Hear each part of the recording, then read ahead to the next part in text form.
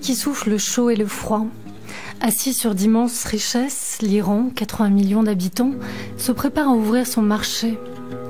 En ce jour du 26 février, journée des doubles élections législatives, le monde est en haleine devant cet acteur central du Moyen-Orient. L'Iran croît sans cesse son influence à Bagdad, à Damas, mais le pays fascine tout autant qu'il inquiète.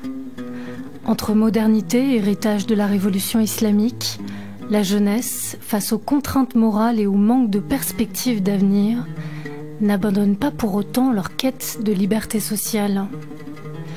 Au même titre que les femmes, bien que juridiquement inférieures aux hommes, qui participent à tous les aspects de la vie politique, sociale, économique et culturelle. Des autorités qui contrôlent les médias étrangers, une capitale sous embargo jusqu'en juillet dernier, l'Iran se trouve désormais aux pointes de la civilisation, aux portes, de la civilisation occidentale. Quel espoir y a-t-il pour l'Iran ?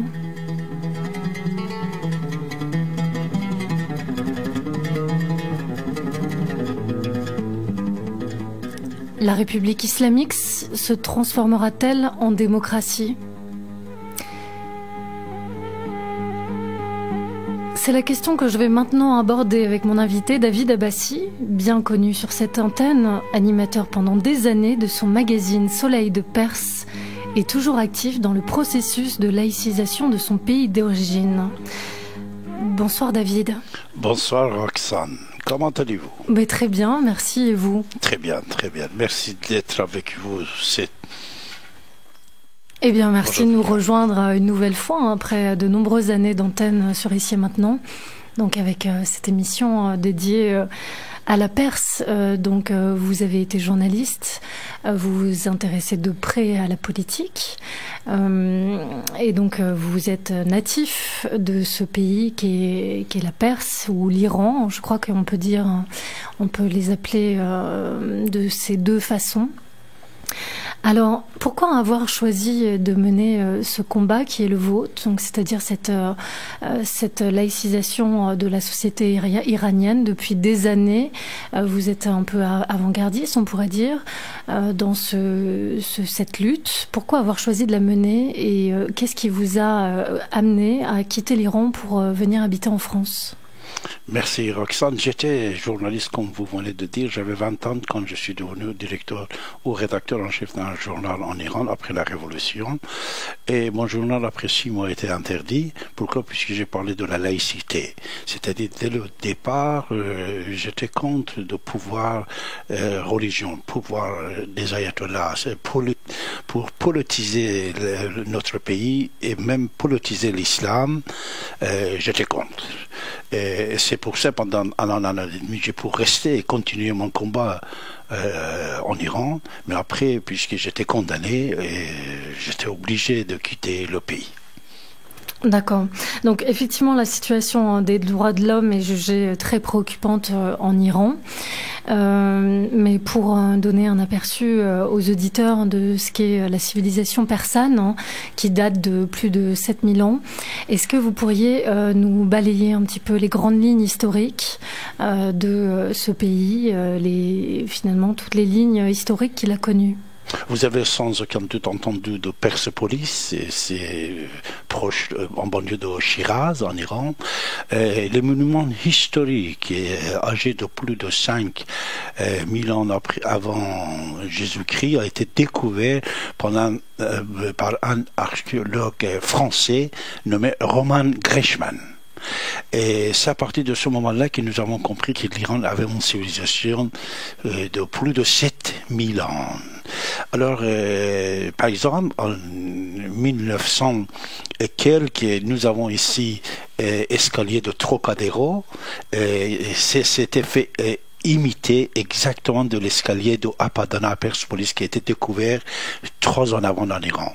Ou par exemple, vous avez les statues de la liberté ici et à New York, fait par un fan de civilisation persane. Et cette statue de la liberté, c'est le visage de Mitra. Cet visage de Mitra actuellement se trouve dans le musée de Londres. Alors cette ancienneté de la civilisation perse, comme l'Égypte qui a 5000 ans, comme Berbère en Nord-Afrique, ils ont plus de 5000 ans, et bien sûr était, comme vous venez de dire tout à l'heure, avant-garde sur certaines choses, y compris droit de l'homme. Droit de l'homme pour la première fois, c'était écrit par le roi Cyrus, etc. Alors cette grande civilisation ne méritait pas un pouvoir religion depuis 38 ans installé en Iran, qui était, on peut dire, le père de plusieurs exportations de l'islam politique dans le monde. Pour ça, nous, on était contre le pouvoir religieux, contre l'islamisation de politique et contre politique islamisée. Alors ça marchait pas. On était obligé de quitter ou rester, être condamné comme plusieurs milliers d'autres personnes qui étaient assassinées là-bas. Oui, la condamnation à mort est une pratique encore légale en Iran. Donc vous parliez tout à l'heure de Cyrus Ier. L'empire, enfin la Perse a été en proie à des luttes intestines, puisqu'il y a eu différents clans qui se sont battus l'appropriation des terres pendant des siècles. Donc l'Iran a été successivement en main, aux prises de différents empires, comme l'empire de Cyrus Ier, par exemple, qui fonde l'empire perse, celui des Achéménides. Exact, Roxane, c'est ça. Oui. Donc un pays qui est quand même qui a une forme de résistance, puisqu'il va s'opposer quelque part à ses assaillants. Ou... Bravo, depuis toujours, c'était comme ça, comme vous venez de citer, comme vous venez de dire. Depuis toujours, puisque l'Iran, c'est la route de soie, on dit, il est situé à côté du golfe Persique. L'Iran, plutôt, assez intéressant stratégiquement et économiquement, vous voyez, depuis des siècles. Comme vous savez, dans l'Ancien Testament, quand il parle de la Perse, il dit, à l'époque, on gouvernait sur 138 pays. 138, c'est-à-dire la Perse de l'époque, c'était de la Chine jusqu'à, on peut dire, Turquie d'aujourd'hui. Alors, bien sûr, toujours, il y avait des combats, il y avait des résistants, il y avait des guerres comme actuellement, vous voyez. Et c'est vrai que c'est un pays qui toujours avait des problèmes, on peut dire. Mais il a aussi beaucoup donné pour la civilisation du monde. N'importe quoi que vous regardez, c'est vrai qu'actuellement, la civilisation, le patron de notre civilisation judéo-chrétienne, c'est l'Occident. Mais à l'époque, c'était la Perse. Par exemple, vous connaissez le nom d'Avicenne, premier médecin qui était reconnu en Occident, et actuellement l'habillement de tous les juges, avocats, c'est l'habillement d'Avicenne, vous voyez. Et c'était un échange de culture, de civilisation parmi les peuples, on peut dire, et Plateau persan a souffert beaucoup aussi, comme vous venez de dire. Oui, donc une modernité qui était là déjà il y a longtemps, enfin un côté avant-gardiste très prononcé. Donc l'Iran ou la Perse possède l'une des civilisations connues les plus anciennes du monde, c'est ce qu'on vient de dire. L'histoire de l'Iran donc couvre des milliers d'années. Et donc l'Iran, la conquête de l'Iran va commencer en 637 à peu près, donc aux alentours du 7e siècle. Et à quand remonte l'islamisation de ce pays? Alors l'Iran, pendant 2 siècles, 200 ans, va résister en face de l'islam politique. 200 ans de combat, et petit à petit, il va perdre le champ de combat. C'est-à-dire l'Irak d'aujourd'hui. C'était le capital de la Perse à l'époque. Bagdad, c'est un mot 100% iranien, persan, ce n'est pas arabe. C'est Tisfon, Babel, tous ces endroits-là, c'était en Irak. Et Irak surtout, puisque moi je parle 4-5 langues, y compris l'arabe, je le parle bien. Alors Irak, ce n'est pas un mot arabe. Irak, ça veut dire Iranak. Iran, Iranak. Chirac, Chirac. Shir, ça veut dire lion. Quand on dit Chirac, ça veut dire le petit lion. Quand on dit Iranak, ça veut dire le petit Iran, l'Iran le petit. C'est pour ça à l'époque, l'Irak d'aujourd'hui, même c'était capitale de la Perse, Bagdad. Alors, l'islam était seulement dans la péninsule d'Arabie Saoudite, de grandes villes de l'époque, moins de 20 000 habitants, Médine et Mecque. Après, le prophète de l'islam, bien sûr, que lui, il est décédé, les musulmans, ils commencent à sortir d'Arabie. Aujourd'hui, on dit Arabie Saoudite, mais c'est péninsule d'Arabie. Et avec les guerres et tout ça, ils vont avancer, etc., etc. Et l'Iran, petit à petit, il a reculé. Maintenant, actuellement, c'est vrai que l'Iran, depuis 14 siècles, est la main de l'islam, comme Algérie, comme l'Égypte, comme Phénérine au Liban, comme Babylone, Syrie, en Syrie, ils étaient obligés de tout abandonner, leur croyance, leur religion qu'ils avaient, même leur langue. Ils parlent maintenant arabe au fond. Mais la Perse, quand même, les Turcs, ils ont gardé leur langue, ils parlent perse, ils parlent turc. Alors, les Perses, avant l'islam, qui étaient fidèles de Zarathustra, et ils se sont émigrés, réfugiés en Inde. C'est pour ça qu'en Inde, vous voyez beaucoup de Perses, on dit les Perses toujours, et ces gens-là, ils occupent une couche sociale assez importante en Inde. Voilà. Donc ça fait partie de la diaspora iranienne. Exact. Qui se monte à combien aujourd'hui? En Inde? Non, partout dans le monde. Alors, vous savez, partout dans le monde, environ, nous avons, si on parle de notre siècle, 20e siècle et 21e siècle, nous avons environ 7 millions de personnes qui ont quitté l'Iran. Mais si on parle il y a déjà 1400 ans, le départ de l'islam dans certains pays, y compris l'Iran, oh là là, c'est une longue histoire. Mais on peut dire que la conversion à l'islam est progressive jusqu'au 9e siècle.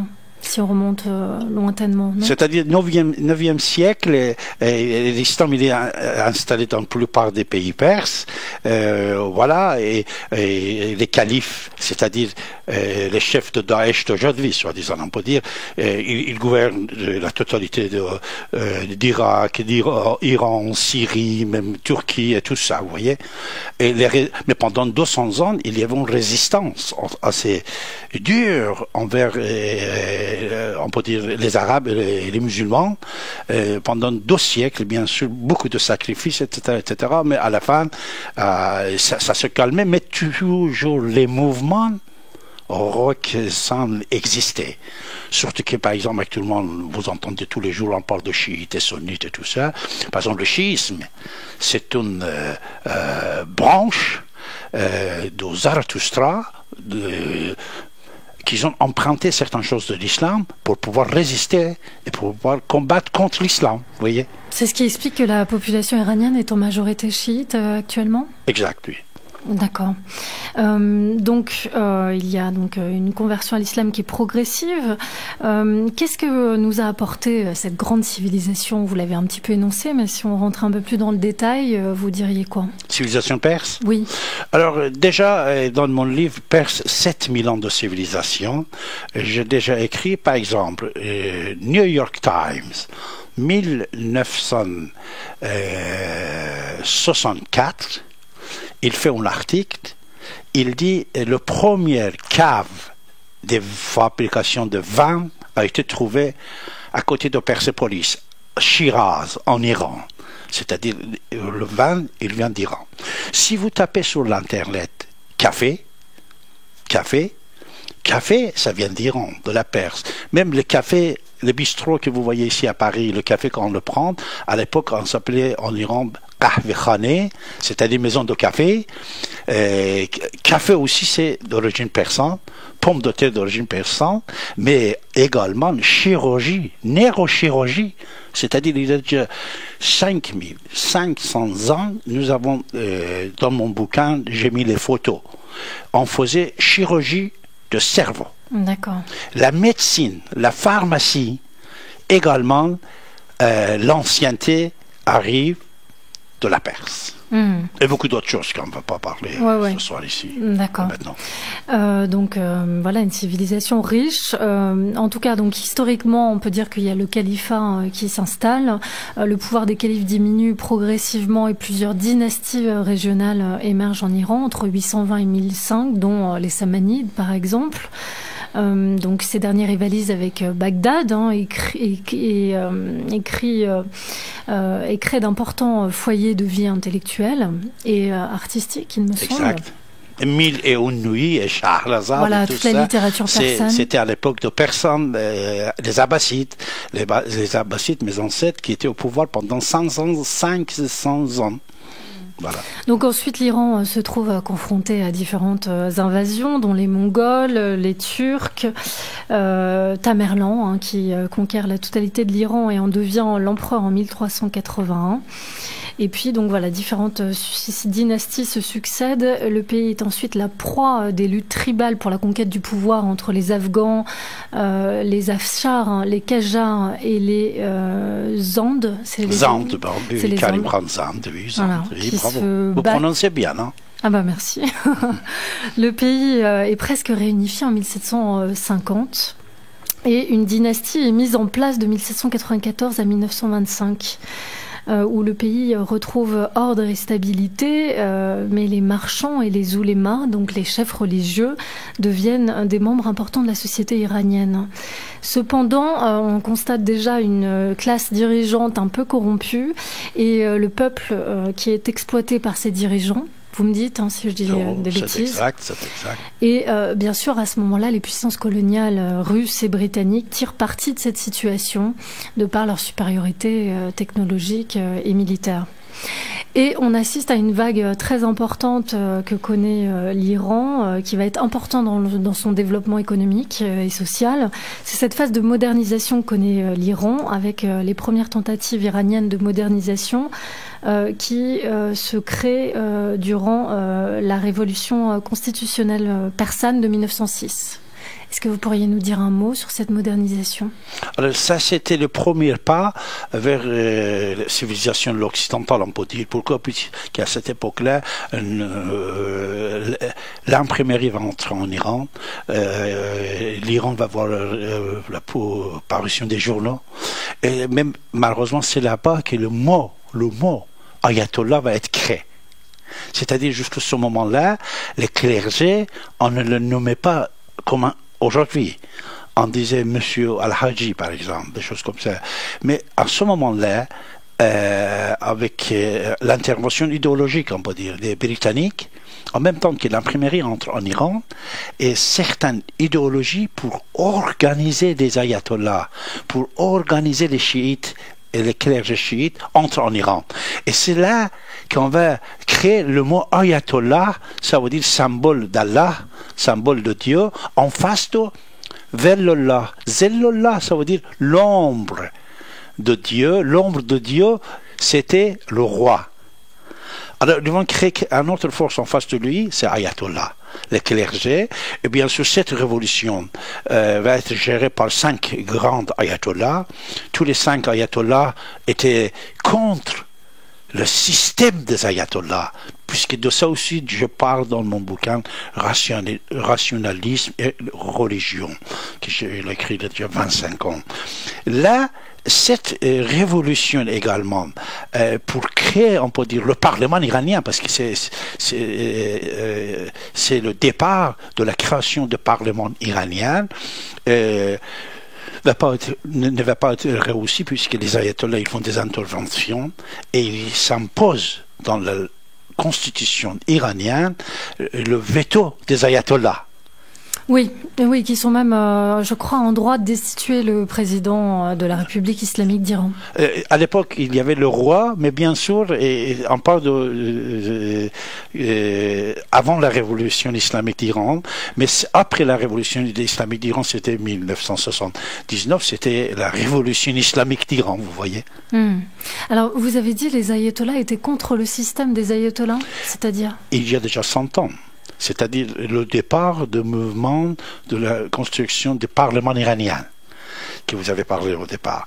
À l'époque, les clergés chiites, et ils disent il fallait que les ayatollahs, les clergés chiites, ils sortent de domaine éducative et scolaire, puisqu'à l'époque, l'école était à la main des ayatollahs.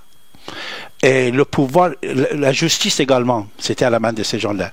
Mais il y avait certains étudiants qui sont venus en Occident, en France, Suisse, ils ont étudié et ils ont appris certaines choses qui n'existaient pas encore en Iran. Et quand ils sont retournés, ils ont demandé un changement pour limiter le pouvoir de roi.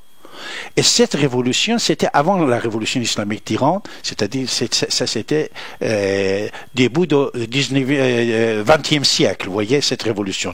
Cette révolution qu'on avait fait au début du 20e siècle, les ayatollahs, les 5 qui vont créer la constitution, première constitution en Iran, ils disent qu'avec ça, nous allons abandonner le pouvoir, c'est-à-dire les ayatollahs abandonnent le pouvoir. Mais 75 ans après, en 1978-19, quand il y a la révolution islamique d'Iran, c'est le contraire. C'est les ayatollahs qui vont destituer le roi et le Parlement et prendre le pouvoir. D'accord. Donc on le verra par la suite, mais effectivement les femmes avaient plus de liberté, il me semble, à cette époque antérieure. À l'époque du Shah d'Iran, avant la révolution islamique d'Iran, c'est-à-dire il y a déjà 38 ans, la femme, il y a Roxane, femme iranienne, il avait toute la liberté que vous avez aujourd'hui ici. Toute la liberté. Cherchez des photos, vous pouvez voir, la société, c'était une société moderne, parisienne. Oui. David Abbassi, nous allons faire une courte pause musicale et on se retrouve dans quelques instants. Avec plaisir. Radio ici et maintenant 95.2, je suis avec l'historien, le journaliste et l'homme politique David Abbassi qui a accepté de répondre à notre invitation pour venir nous parler de son pays d'origine, l'Iran.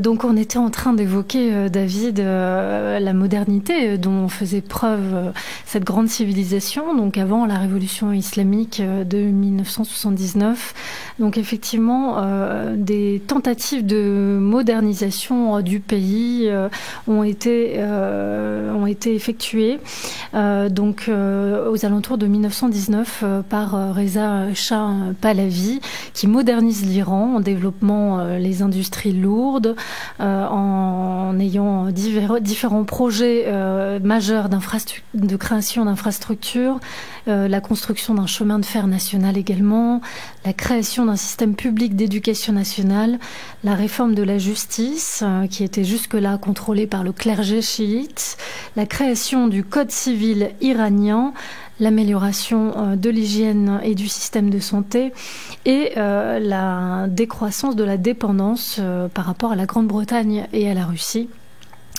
Et il faut savoir aussi qu'en 1935, l'interdiction du port du voile pour les femmes était une obligation, enfin quelque chose qui était légiféré, et l'obligation de porter un habit à l'occidental était attitrée pour les hommes. Donc... Bravo, exactement, c'est ça. Toutes les informations que vous voulez donner, Roxana, c'est tout à fait correct et exact. C'est-à-dire, Reza Shah, il a révolutionné notre pays à l'époque et la liberté que les femmes avaient à l'époque, même le droit de voter. En France, c'est arrivé 50 ans après. Alors on va revenir sur le cas de l'émancipation féminine un peu plus tard, mais donc pour situer cette période pré-révolution islamique, on est aux alentours de 1941, donc en plein dans la Seconde Guerre mondiale. Reza Shah déclare la neutralité de l'Iran, mais les forces britanniques et soviétiques envahissent le pays et forcent Reza Shah à abdiquer en faveur de son fils. Donc c'est Mohammad Reza Pahlavi qui reprend le pouvoir et qui va s'allier aux alliés face à l'Allemagne et qui déclare la guerre à l'Allemagne en 1943. Exactement, mais une chose que je dois préciser, Roxane, même Reza Shah n'avait pas signé une alliance avec Hitler. Il n'était pas d'accord avec Hitler. Mais malheureusement, à l'époque des Alliés, ils voulaient prendre l'Iran pour pouvoir faire face à Hitler, concernant la Russie et tout ça. Les Russes et les Britanniques, ils voulaient entrer en Iran. Mais Reza Shah, ce qu'on dit qui est faux, n'est pas correct, jamais n'a pas envoyé des messages d'alliance avec Hitler. Comme vous venez de dire, il était neutre.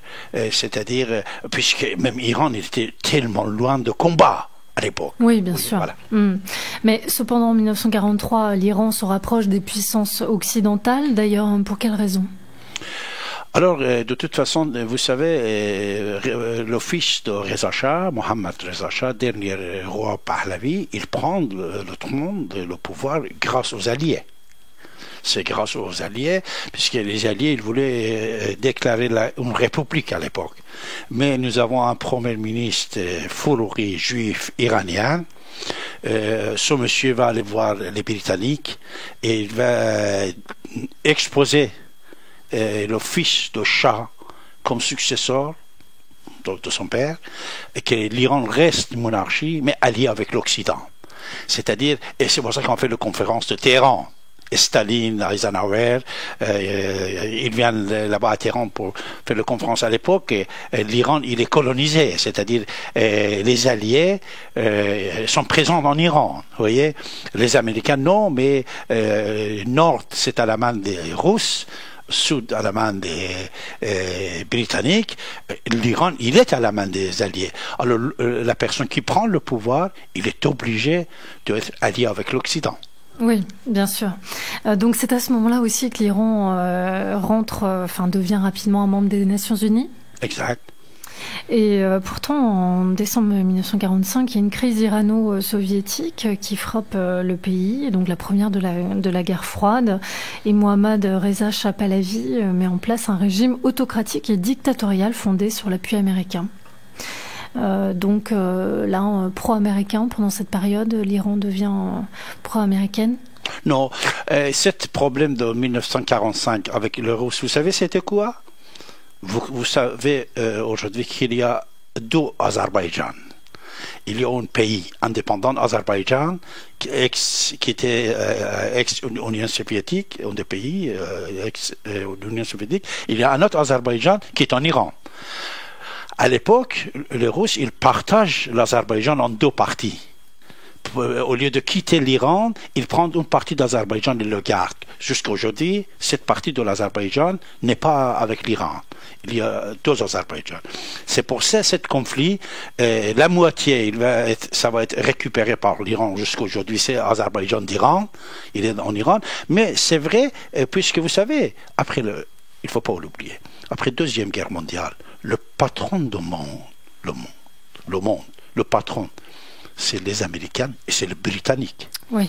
Une chose que je veux dire en parenthèse, même jusqu'à aujourd'hui, pourquoi la plupart des fois l'Occident, l'Europe, il est obligé d'accepter des propositions américaines? C'est selon le contrat qu'ils ont fait après la Deuxième Guerre mondiale. Pourquoi quand il fait embargo contre quelqu'un ou un pays, l'Europe, il est obligé d'obéir? Pourquoi? Donc des contrats qui sont toujours valides. Des contrats, bien sûr, c'est-à-dire ils gouvernent en Occident, en Europe. Il y avait du courage à l'époque de Jacques Chirac, il y avait le courage de Charles de Gaulle, ils ont fait face aux volontés des Américains. Il y avait toujours des hommes forts. En France, ils ont fait face, mais il ne faut pas oublier que actuellement, autre chose, Roxane, est-ce que vous savez, les banques français, ils ont payé plusieurs milliards de dollars des amendes aux Américains sans passer devant les tribunaux, seulement puisqu'ils ont travaillé avec des pays qui étaient sous l'embargo par les Américains. C'est-à-dire la France BNP, je veux le nommer. BNP, il avait travaillé avec Soudan, Iran et Libye, et il a payé 8 milliards de dollars des amendes, sans passer devant la justice. Crédit Agriculture et beaucoup d'autres banques françaises, ils ont payé des amendes. Les Américains, ils imposent et ils payent. voyez, c'est-à-dire sans passer devant le tribunal. Et beaucoup d'autres choses. Actuellement, le problème que nous avons avec les Britanniques. Les Britanniques, ils vont rester dans la communauté européenne, mais ils vont être indépendants de l'Europe. C'est quoi ça? L'histoire de la semaine dernière, David Cameron avec vous êtes au courant. Oui, alors, comment ça se fait? Moi, une fois, j'avais Ronald Dumas. Ronald Dumas, beaucoup de gens ne l'aiment pas. Mais quand même, lui, il était, pendant des années, ministre des Affaires étrangères français. Un homme fort de François Mitterrand. Il m'a dit, et ça existe sur l'internet, vous pouvez l'écouter. J'avais un dîner-débat quelque part, c'est moi que j'ai animé.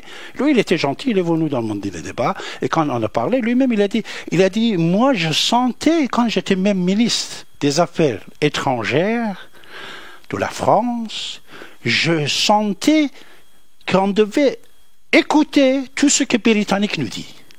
Pour la plupart des fois, on faisait des interventions à droite, à gauche, on disait des choses, c'est mon collègue britannique, il me donnait un coup de fil, il venait me voir, il disait, ça c'est notre domaine à nous, s'il vous plaît, n'entrez pas. Vous voyez ce que je veux dire? C'est-à-dire, malheureusement, ce problème des Britanniques et l'Américain, et actuellement, il ne faut pas oublier, pour la plupart des problèmes que la France a en Afrique, à droite et à gauche, c'est une concurrence de pouvoir anglo-saxon contre les entrées de l'Europe. C'est pour ça, sur cette antenne, pour la première fois, grâce à Didier Doplège, grâce à son radio, que moi j'ai annoncé il y a déjà 15 ans, 20 ans, je ne sais pas quand, comme quoi école militaire. On vient de créer à l'époque. Espionnage économique. C'est-à-dire, il y avait un espionnage économique pour prendre le marché. Histoire d'embargo contre certains pays, c'est quoi? On était en embargo, l'Iran il était en embargo pendant des années, de la part des Américains, eux-mêmes, ils vendaient tout ce qu'Iran il voulait, mais par l'intermédiaire de la Turquie, Pakistan et d'autres pays. Mais la France n'avait pas le droit de le vendre. Airbus français, on ne pouvait pas l'acheter, il ne pouvait pas acheter. Même s'il voulait acheter, par l'intermédiaire, il ne pouvait pas. Mais les Américains, ils vendaient tout ce que vous voulez aux Iraniens par intermédiaire. Et plusieurs milliards de dollars qu'ils gagnaient. Et si une banque française, il faisait une intervention, des milliards des amendes. C'est ça, malheureusement, qu'il faut bien connaître l'enjeu international et ce que nous ne sommes pas indépendants envers des anglo-saxons, malheureusement. Alors là, c'est les débats actuels, mais effectivement, qui font référence à l'histoire, toute cette période de Seconde Guerre mondiale et de guerre froide, donc tous des enjeux stratégiques. Là, vous parlez également des accords commerciaux. Il est vrai qu'il y a beaucoup de contrefaçons sur le territoire iranien. Par exemple, je pense à l'automobile, beaucoup de marques pseudo-françaises, pour pas citer de nom, mais des contrefaçons de véhicules, par exemple. C'est faux. Ça, vous savez, puisqu'il voulait échapper l'embargo, qui soit le fabricant de voitures et celui qui l'achetait, il voulait échapper de l'embargo américain. Il disait que c'est contrefaçon, ce n'est pas nous. Mais c'était tout, parce que les voitures, je ne sais pas si vous savez ou non, pour la plupart des voitures actuellement, une partie c'est fabriqué en Chine. Oui, c'est pour ça que vous voyez Opel, Mercedes, Renault, Peugeot, si vous enlevez le logo, le cycle, tous sont pareils. L'intérieur, tous sont pareils. Ça ne change pas. C'est le moteur de temps en temps qui est différent. Le moteur. La carrosserie des voitures, pour le part, c'est la même. Et l'Iran, jamais il ne pouvait pas fabriquer sans autorisation de Renault, Peugeot, des carrosseries, des voitures en Iran. Non, il marchait, mais pour éviter les amendes que je viens d'en parler, pour échapper de l'embargo américain, on disait ça, c'est la France par exemple, ils disaient c'est pas nous, ce sont eux-mêmes qui fabriquent la tête. Mais vous pouvez pas. Et peut-être pour anticiper l'ouverture des marchés. De toute façon, les voitures françaises, depuis le Shah d'Iran, ils avaient une grande marché en Iran. On avait Talbot à l'époque, mais après Peugeot, Renault, il était très très fort en Iran. Vous savez, quand Rouhani était là il y a déjà 2 semaines, un des contrats assez importants qu'ils ont signé, c'était avec Peugeot Citroën, un contrat assez important qui plusieurs milliers de personnes, ils peuvent retrouver le travail en France. D'accord. Donc on va revenir à la période actuelle un peu plus tard, mais déjà pour voir ce qui s'est passé au moment de la révolution islamique, qui est quand même un grand pont important de l'histoire iranienne. Donc on est dans une phase de modernisation pendant la guerre froide, avec la révolution blanche également, une modernisation accélérée, mais une société toutefois bouleversée de ses racines, qui souffre d'un profond manque de liberté. C'est ça? Non. Non. Ah bon. Ce sont des propagandes qu'ils ont dit. D'accord. La vérité, malheureusement, on ne peut pas le passer, mais je peux le passer devant. Vous voyez, c'est le titre d'un bouquin qui s'est écrit 4 ans avant la révolution islamique en Iran, The Crash of 79. Crash 79. Crash, c'est-à-dire chute. Chute de Shah d'Iran, c'était en 1979. Et Paul Erdman, il avait écrit ce scénario, Roxane, 4 ans avant que Shah d'Iran et le régime serait chuté. C'est un bouquin qui existe en français, en anglais, en toutes les langues. Ce soir, comme d'habitude, comme c'était la politique de Didier Deplège, mon ami, le fondateur de cette radio, de donner des informations qu'ailleurs on n'entend pas. Et des choses que les autres ne nous disent pas. Moi-même, j'étais opposant au régime de Shah d'Iran quand j'étais jeune. J'étais un jeune journaliste de 14 ans, 15 ans, 16 ans, j'avais des problèmes. Mais je vais vous dire, tout ce qu'on dit aujourd'hui, 100% ce n'est pas vrai. Le chute de Shah d'Iran, c'était programmé. C'était programmé. Pourquoi c'était programmé? Toute cette histoire d'émeutes populaires... Tout est programmé. Écoutez, aucune manifestation, nulle part, vous ne pouvez pas le faire vous-même toute seule sortir. Il faut une organisation. Ici en France, il y a des manifestations de n'importe quel côté. Si France Info, il ne l'informe pas les gens, personne ne va pas y aller. France Info, le matin, ils commencent, aujourd'hui, manifestation patati, manifestation patata, tata, ou d'autres chaînes d'info. Alors, Roxane, en 1974, tout le monde sait, 74-15, il y a la crise de pétrole.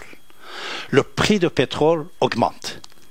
Ce sont certaines choses que mes amis m'ont envoyé d'Iran, 100%, même si je le diffuse, je suis obligé de traduire, mais sur mon télévision et sur YouTube, les gens ils peuvent chercher à trouver.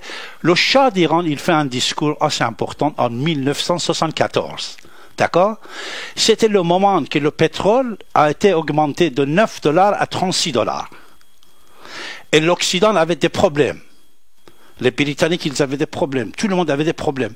Autre chose qu'en parenthèse, je veux dire.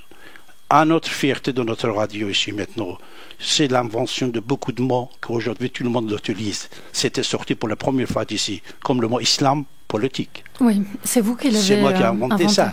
Après, histoire de pétrodollar. Pétrodollar, nous avons commencé à parler sur cette antenne. Il y a déjà peut-être... En 74, 73, une personne dans une université, peut-être il a prononcé cette mot-là, mais personne n'a pas entendu en France. Mais moi non plus, je n'étais pas encore... j'étais un petit garçon de 12 ans à l'époque. Mais pétrodollar, quand on a évoqué ici, jusqu'à aujourd'hui, tout ce qui se passe dans le monde, c'est dans l'histoire de pétrodollar. Pétro, c'est le pétrole. Dollar, c'est les banques. Le plus grand voleur criminel du monde, c'est les banques, c'est les banquiers. De l'autre côté, c'est le pétrole. Le plus importante cause de toutes les guerres, c'est le pétrole, Roxane. Alors le Shah d'Iran, 1974, il annonce en personne, et le son de Shah d'Iran pour la première fois, c'est moi que je l'ai diffusé il y a 5 ans, on m'a donné de l'archive d'Iran, il dit, je vais dire aux Britanniques, que dans 5 ans, notre contrat de pétrole va prendre fin. c'est-à-dire en 1979, soi-disant. Il va dire qu'en 1979, je ne vais pas renouveler mon contrat avec les Britanniques. Contrat de pétrole qu'on avait, qu'ils ont signé, comme vous venez de dire, après la Deuxième Guerre mondiale. Il dit que les Britanniques n'ont pas respecté leurs engagements. Déjà, ils n'ont pas fait ça, patati patati. En même temps, Roxane, le prix du pétrole augmentait, et à l'époque, vous n'existez pas encore, mais il y avait des problèmes. Didier, il se rappelle, les autres personnes, ils se rappellent que dans les années 70, en Occident, on avait des problèmes de pétrole, puisque le prix du pétrole, tout d'un coup, est arrivé à $36. Au lieu de $9 et tout. Tout le monde avait des problèmes. Et Shah d'Iran, il dit que je ne veux pas renouveler le contrat de concession de pétrole de Grande-Bretagne dans 5 ans, c'est-à-dire en 1979. Et monsieur Paul Erdman, il écrit son bouquin un an après ce discours que Shah il fait. C'est-à-dire, Paul Erdman, ce n'est pas un romaniste, un écrivain de romans. Vous savez c'est qui Paul Erdman? Non. Voilà. C'est un ancien banquier, il est d'origine du Canada, mais c'était un ancien banquier, il était directeur de banque, associé aussi dans les banques, dans les finances. Il travaillait pour les Américains, c'est-à-dire il était parmi les think tanks mondiaux des banques. Goldman Sachs, etc., non? Tout c'était ensemble, mais il avait d'autres branches que lui, il avait, et qui lui, il était patron. Paul Erdman, il va avoir des problèmes avec la justice américaine. On va prendre son banque et Paul Erdman va aller en prison. Il va aller en prison. Et là, en prison, il commence à écrire. Il commence à écrire les projets que les Américains et les Britanniques, ils avaient à droite à gauche. Et dans cette bouquin Crash 79, c'est-à-dire le chute de Shah d'Iran, 5 ans avant il a écrit, 4 ans avant il a écrit, il donne les scénarios exactement ce qui était fait en 1979. Donc pour vous, la destitution du Shah d'Iran est programmée par les Américains et les Britanniques. D'accord. Tout est programmé, c'est-à-dire rien. Il ne faut pas oublier, n'importe quel régime, il a des problèmes, comme n'importe quel individu, Roxane, qu'il a des problèmes. Moi, peut-être un jour je suis content, l'autre jour peut-être je suis triste, un jour je suis gentil, peut-être certains temps je suis pas gentil.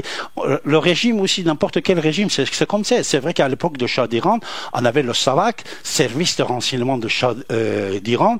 Peut-être c'était un peu dur, mais je vous assure, puisque moi j'étais arrêté même à l'époque de Shah d'Iran. Mais le système policier de Shah d'Iran, ce n'est pas 100 fois, ce n'est pas 1000 fois, 10 000 fois mieux que les ayatollahs. Puisque moi, heureusement, j'ai quitté le pays. Après la révolution de 12 ans, j'ai quitté. Mais ils ont tué mon père. Et mon frère, elle était arrêté. Didier le connaît. Ma soeur, elle était arrêtée. Sarah, elle était jeune, elle avait 12 ans. Et vous ne pouvez pas imaginer ce qu'ils ont fait avec ces enfants-là. Il est déjà 25 ans, 20 ans, 27 ans quand ils les ont arrêtés. Mais à l'époque de Shah d'Iran aussi, on m'avait arrêté. Mais le SAVAK était quand même civilisé. Le SAVAK d'Iran, c'était les gens qui avaient fait ses études en Amérique, en Israël, en Grande-Bretagne, en France. C'était de l'époque, c'est le CIA qui avait appris ces gens-là. Et torture, qu'ils disent, je vous assure, torture, qu'aujourd'hui il existe, à l'époque il n'existait pas, ils racontaient des histoires pour salir le régime de Shah d'Iran, pour pouvoir le faire chuter rapidement, puisque c'était programmé 79, le contrat de pétrole n'aurait pas renouvelé, le Shah ne devait pas exister. Et moi, je vous dis une chose encore. J'ai interviewé Daniel Gélan, l'acteur français, tellement connu, sur cette antenne. Même il est venu dans notre studio ici, il a parlé. On était dans un tour de scène à l'époque. Daniel Gélan. Lui, il a joué le rôle de Shah d'Iran dans un film américain. Daniel Gélan, acteur, poète, artiste français, m'a confié, il a confié à la radio ici maintenant, comme quoi Shah d'Iran, c'était un complot. Et même quand il était mort, le mort de Shah d'Iran ici, c'était un complot, quand se débarrasse de lui facilement, rapidement, etc. C'était une question de pétrole, et pétrodollar, il ne faut pas oublier, même actuellement, petit mot, après on va abandonner, actuellement vous entendez beaucoup de Daesh. Oui. Daesh, il est dans le camp de pétrodollar. C'est-à-dire Daesh n'a pas été créé par Obama, ni par d'autres présidents, c'est par les patrons de pétrodollars. Vous comprenez? C'est ces patrons de pétrodollars. Le dollar, il arrive à 110 $, le baril, le pétrole 110. Donc il n'y a pas de lien avec l'islam, hein, proprement parlé. Écoutez, on peut profiter de n'importe quoi, n'importe quand. On peut profiter. Mais nous, on devait être intelligents. Nous, on devait être intelligents de ne pas laisser... malheureusement, dans l'islam politique, il y a certains trucs que, si on veut profiter contre quelqu'un ou quelque chose, on peut profiter. Ça, malheureusement, ça existe, vous voyez. Mais toujours, quand l'islam il devient politique, quand il est politisé, il est comme les autres mouvements politiques dans le monde, Roxane. Oui, effectivement, c'est aussi l'interprétation qu'on fait de ces textes sacrés. Oh, oui, aussi ça, si vous voulez parler. Moi, j'ai fait un bouquin à ce sujet, préfacé par le sénateur Henri Caillavet, Femmes et guerre en islam politique. Ce bouquin, j'ai fait sous la demande d'Henri Caillavet, qui également, il était notre invité plusieurs fois ici dans cet studio. Sénateur Henri Caillavet, vous avez actuellement le CSA. Le fondateur, c'est Henri Caillavet. Vous avez IVG. Simon Veil, il l'a passé aux Assemblées nationales. Mais le projet, c'était d'Henri Caillavet. Et Simon Veil était élève d'Henri Caillavet. Et euthanasie, vous avez. Dans le monde, c'est reconnu. L'origine de l'euthanasie aussi, c'était Henri Caillavet. Le sénateur Henri Caillavet, il m'a commandé de faire un travail sur les femmes en islam. Il m'a demandé, hein, parmi les choses qu'on faisait, j'ai fait un bouquin, Femmes et guerre en islam politique. Là-dedans, à la fin de ce bouquin, vous avez 10 pages, j'ai copié les textes sacrés du Coran et j'ai mis là-bas en arabe. Hein. C'est le texte. Dans le texte, il y a certaines choses, que ça on ne va pas parler maintenant ce soir puisque votre programme c'est énergie positive, ça c'est autre chose. Mais dans le texte, malheureusement, il y a des choses qu'il prend le texte, après il l'exécute. Comme il y a des textes gentils, tolérants, etc. Puisque voilà, je vais vous faire un cadeau, je vais vous dire. Regardez, le prophète d'Islam, sa vie, il y avait 3 périodes. Comme la période de toutes les personnalités que vous connaissez maintenant. 3 périodes il avait. Chaque période, il avait des paroles différentes. La première partie, c'était la période élection, on peut dire. Excuse-moi, je dis ça pourquoi je dis ça? Je dis pour que on peut mieux comprendre. La période de propagande, quand ils avaient, il était gentil. Propagande pour avancer l'islam. Deuxième période, c'était il se émigrait de son village, Mecque, vers Médine. Là-bas, il devient maire de cette ville, président de la République de ce pays. Alors là-bas, il est obligé de faire des lois. Les lois qu'il fait, il y a déjà 1400 ans, aujourd'hui, ça ne peut pas être adapté à vous, à Roxane ou d'autres femmes. Troisième période, c'est quoi? C'était la période qu'il faisait des guerres. La période qu'il faisait des guerres pour ramener l'argent dans la caisse, non plus, aujourd'hui, on ne peut pas prendre compte de tous ces versets-là. Vous comprenez? D'accord, donc vous dites qu'il faut adapter les textes religieux à leur époque? À leur époque, et en plus, surtout que le Coran, comme un islamologue, je vous dis, comme un islamologue qui connaît bien l'islam, dans l'islam au même, islam, il dit les versets du Coran, également 3 parties. Il y a les versets solides, les versets douteux, et les versets qui étaient annulés. Les versets qui étaient annulés, aujourd'hui, on ne peut pas tenir compte. Il y avait des versets que le prophète de l'islam, il faisait des guerres, il ordonnait de tuer les gens. Parce qu'il faisait la guerre à l'époque. Mais maintenant que les musulmans ils vont vivre en paix avec les gens, il n'y a pas de période de guerre. Et il faut abandonner tous ces versets-là. C'est des versets annulés, annulants. Et ça existe le preuve dans le Coran même. C'est le Coran qui dit. Oui, c'est aussi le point de vue de nombreux libres penseurs condamnés encore à l'emprisonnement et à la peine de mort. Nous allons faire une courte pause musicale et on se retrouve. Je suis avec David Abbassi, homme politique, écrivain, journaliste et homme de radio, puisque animateur de l'émission Soleil Perse sur l'antenne d'Ici et Maintenant pendant de nombreuses années, qui est venu nous parler de la situation de l'Iran qui connaît aujourd'hui des élections législatives doubles, donc un enjeu important, David, aujourd'hui. Alors, c'est vrai que votre émission, Roxane, c'est énergie positive, mais malheureusement, moi, je pense que les ayatollahs, de n'importe quelle couleur qui soit, le turban noir ou blanc, c'est presque la même chose. Mais c'est vrai peut-être pour le peuple iranien, il y aurait peut-être un petit pourcentage de changement. Mais pas beaucoup, vous voyez. Pour ça, après l'accord avec les Américains, soi-disant, l'histoire d'embargo qui était terminée, l'Iran, il est entré déjà dans la communauté mondiale. C'est bien pour l'économie, puisqu'actuellement, malheureusement, jour après jour, pauvreté s'avance. Les problèmes économiques s'avancent pour le pays et seulement c'est les riches qui ont moins de problèmes et que les pauvres se rajoutent à leurs problèmes, qu'ils soient en Iran ou ici ou ailleurs. Et actuellement, c'est l'économie mondiale et cette économie n'a pas ni le couleur ni le sentiment qu'il y avait à l'époque.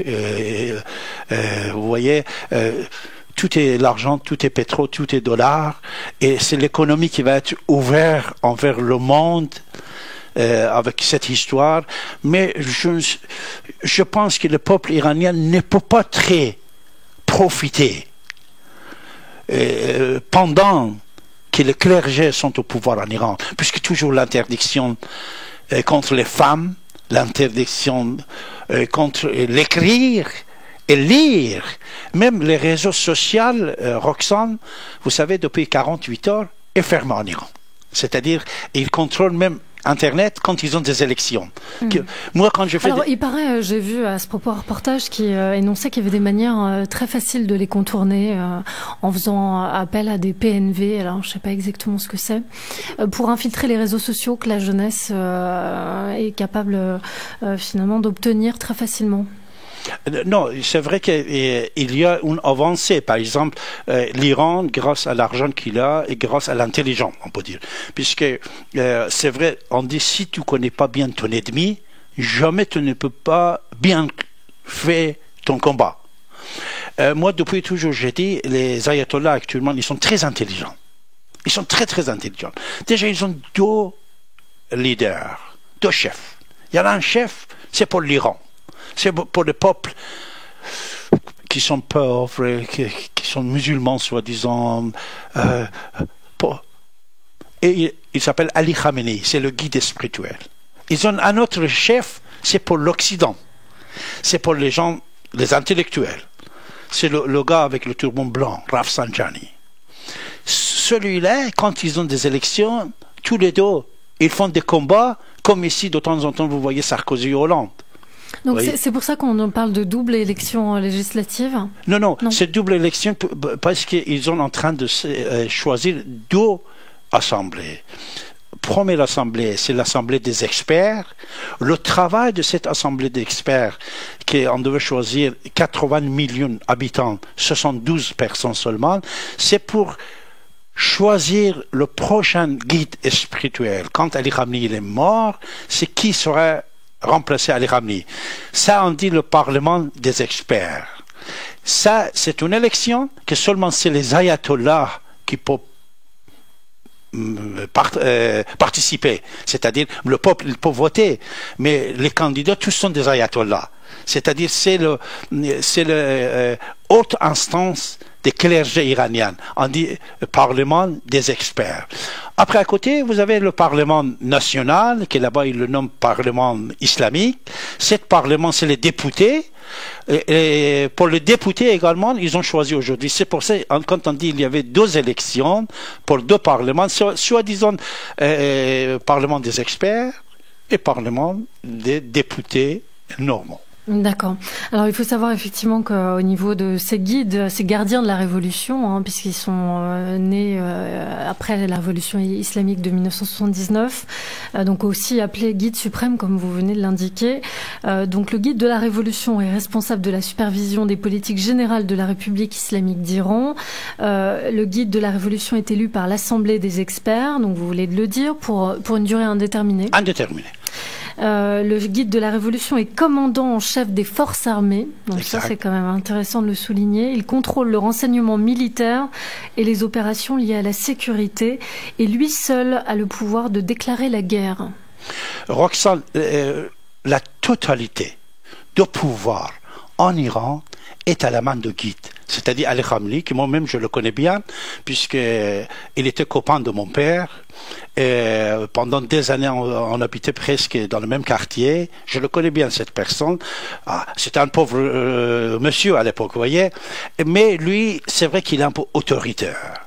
Et cette autorité qu'il a, actuellement, de toute façon, c'est le rôle de Wali Faqih. On dit Wali Faqih, c'est-à-dire représentant de Dieu.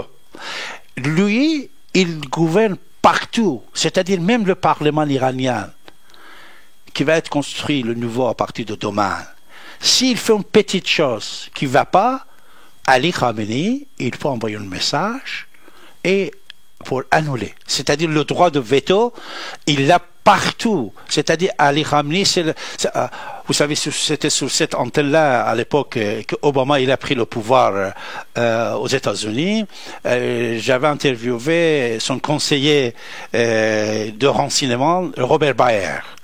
Robert Baer, quand on parlait ensemble, il disait alors si Obama va envoyer un message, pour qui est-ce qu'il devait envoyer ce message? Parce qu'à l'époque, il y avait un président de la République, Parlement, comme aujourd'hui. J'ai dit, tu peux dire à Obama qu'il devait envoyer son message seulement à Ali Khamenei. Parce que s'il envoie à quelqu'un d'autre, ça ne va pas marcher. Un jour même, Nicolas Sarkozy, président de la France, il y avait des problèmes à l'époque.